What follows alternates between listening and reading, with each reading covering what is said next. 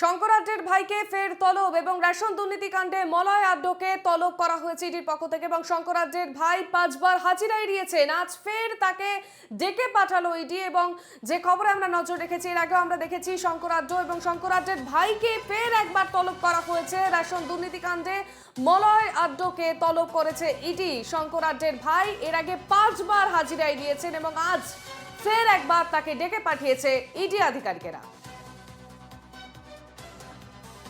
Ration দুর্নীতিকাণ্ডে Malay আড্ডকে ফের একবার ইডির তলব এবং এই নিয়ে 5 বার হাজিরা এড়িয়েছেন তিনি।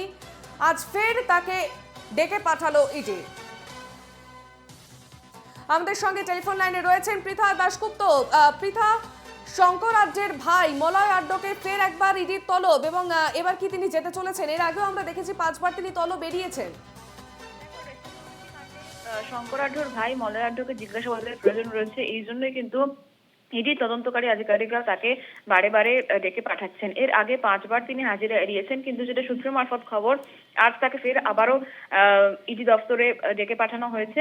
আজকে তিনি ইডি দপ্তরে আসেন কিনা সেটাই এখন দেখার। রেশন দুর্নীতি কাণ্ডে শঙ্করাঢ্যকে জিজ্ঞাসাবাদ করার পরে বিভিন্ন যে ব্যাংক অ্যাকাউন্ট রয়েছে বা তার যে ফরেন এক্সচেঞ্জ অফিস রয়েছে সেখান থেকে কিভাবে মানি ট্রানজাকশন হতো এবং তার স্ত্রী বা মেয়ের নামে যে অ্যাকাউন্ট রয়েছে তার সঙ্গে শঙ্করাঢ্যর ভাই মলয় আঢ্য তারও কিন্তু নাম এসছে। ফলত তাকে জিজ্ঞাসাবাদের প্রয়োজন রয়েছে রেশন দুর্নীতি কাণ্ডে এবং তার থেকেও বিভিন্ন নথিপত্র নেওয়ার রয়েছে তদন্তকারী আধিকারিকদের এবং সেই জন্যই কিন্তু তাকে বারে বারে ডেকে পাঠানো হচ্ছে। এর আগে 5 বার তিনি হাজিরা এড়িয়েছেন, অর্থাৎ তাকে তদন্তকারী আধিকারিকরা ডাকলেও তিনি ইডি দপ্তরে হাজিরা দেননি।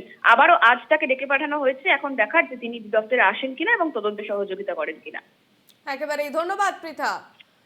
আমাদের এই খবরের দিকে নজর থাকবে। শঙ্করাজ্যের ভাইকে ফের তলব এবং রেশন বন্টন দুর্নীতি কাণ্ডে মলয় আড্ডকে তলব ইডির এবং এর আগেও 5 বার হাজিরা এড়িয়েছেন শঙ্করাজ্যের ভাই। আজ ফের তাকে একবার ডেকে পাঠালো ইডি।